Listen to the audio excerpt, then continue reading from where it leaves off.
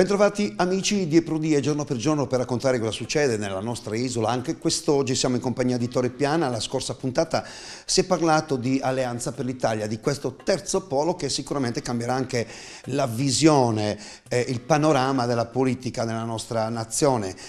Il bipolarismo ormai sta andando praticamente a scemare e tanto si sta facendo affinché insomma si creino opportunità politiche per migliorare quella che è una nazione che ultimamente insomma non sta facendo grandi belle figure in Europa e in tutto il mondo. Allora intanto ben trovato Torre Piana con noi ancora una volta. Buonasera a voi tutti di Teleregione.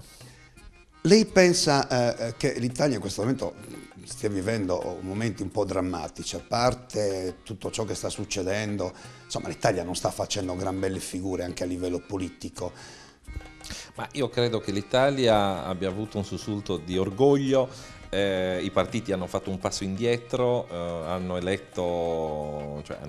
nominato il Parlamento su mandato del Presidente della Repubblica, il Presidente Monti, e abbiano trovato proprio un accordo su alcuni programmi di risanamento economico e io spero nelle prossime settimane anche con una nuova legge elettorale che permetta poi ai partiti di riprendere in mano le sorti dell'Italia. Quindi è vero, l'Italia non è stata brillante in questi ultimi anni, sicuramente il sistema bipolare è stata una delle cause, ma anche nella scelta poi dei partiti nei candidati, nella nomina dei parlamentari, perché non si può dire siano stati eletti ma nominati dai singoli partiti, però io credo che in questo momento l'Italia e i partiti politici stiano recuperando quel tempo perso, anche portando al governo e sostenendo un governo che ha una stima non solo italiana ma europea e anche mondiale, quindi sono ottimista che l'Italia ce la possa fare,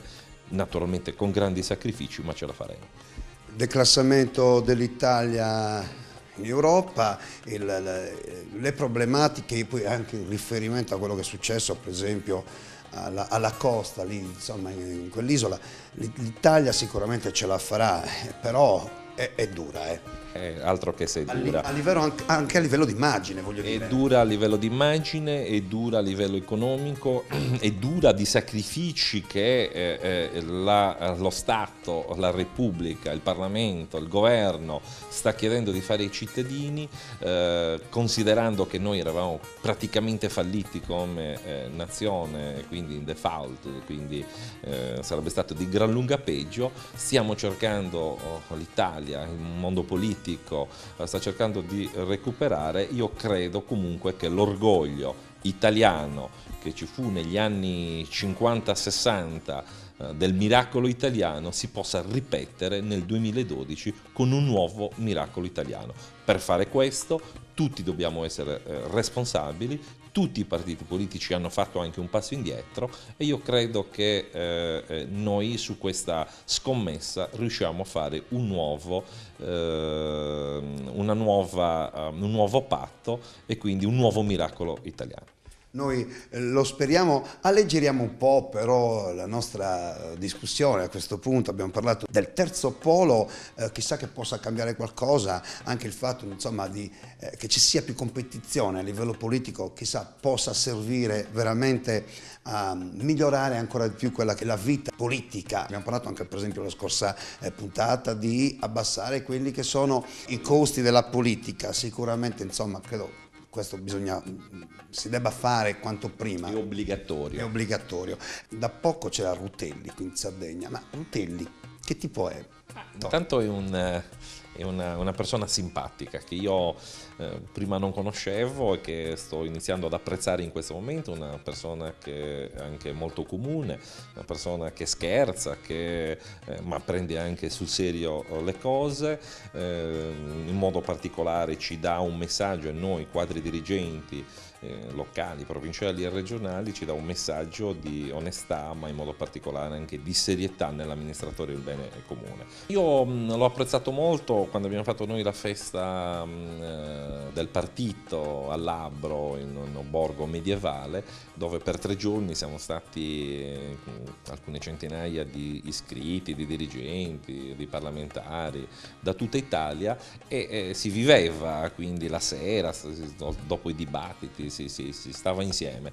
Devo dire che è una persona di un grande cuore, di una grande umanità, di una grande veramente saper vivere in mezzo alla gente e coinvolge la gente. Devo dire che dalla televisione, dai mass media non appare questo, invece conoscendolo personalmente devo dire che siamo stati veramente colpiti positivamente.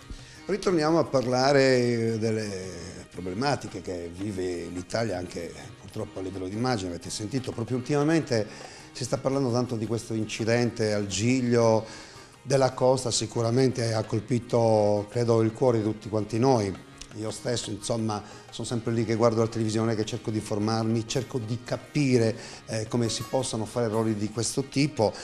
Ecco, ma che ne pensa di questo incidente?